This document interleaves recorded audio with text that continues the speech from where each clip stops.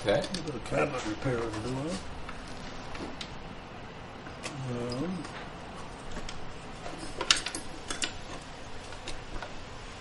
Nothing that belongs to it. Accessory. Probably other stuff in it that don't belong to it too. Just flick it around in the... so just see the, yeah. I wonder what we can do with it.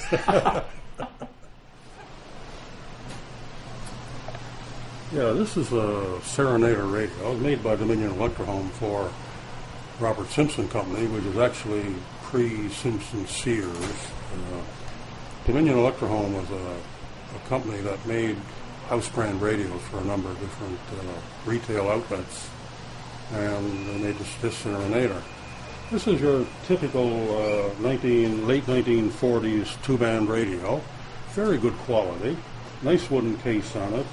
In its day, it would have been one of the better radios, not one of the top of the line, but one of the better radios that you have. And it featured the two main things that people wanted at the time. It was AM radio, it was broadcast band, and at least one shortwave band. They also put a phono input on it, which people use for the record players and that. Otherwise, it's a nice post-World War II radio, something that can be really appreciated by a good radio connoisseur. And when we got it, it was in sort of sad shape, especially the cabinet. The cabinet had been refinished with some type of varnish and brushed on, which wasn't really an attractive way of doing it.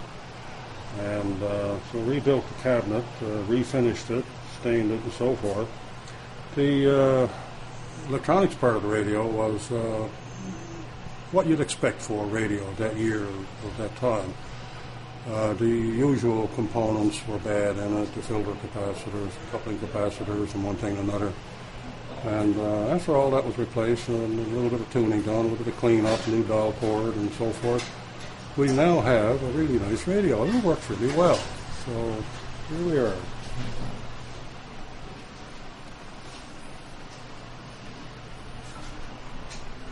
This is a Serenader radio, made by Dominion Electrohome for the Robert Simpson Company. The following is a summary of the restoration process described by Kevin Christopher for Innovative Systems in Nova Scotia.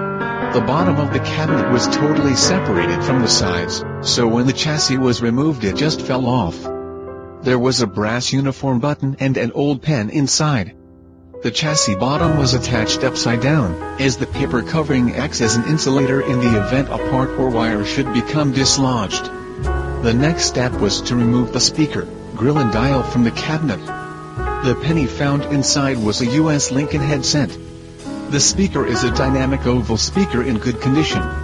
The dial is glass, reverse painted and in good condition. The cabinet was recoated by brush at one time.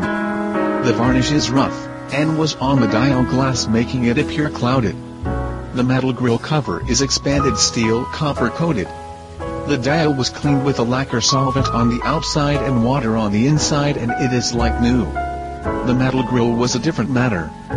The copper was a little too corroded to clean without exposing the steel, so it was sprayed with gold lacquer paint and now is better looking than originally. The grill cloth over the speaker is in good condition, and a little cleaning will bring that back to life. The trim finish was finally set well enough to sand off the edges and attach the base to the cabinet. Pictures show the cabinet bottom up and clamped. The base is attached with PVA glue which will set up overnight. Next we will apply a light stain to bring out an attractive color and apply the finishing coats of polyurethane. Stain and first coat of finish was added and decals were applied. The power cord had to be replaced as there was some bare wire starting to show near the chassis. The knobs are refinished and ready to go on. The radio is now complete. It looks and sounds great.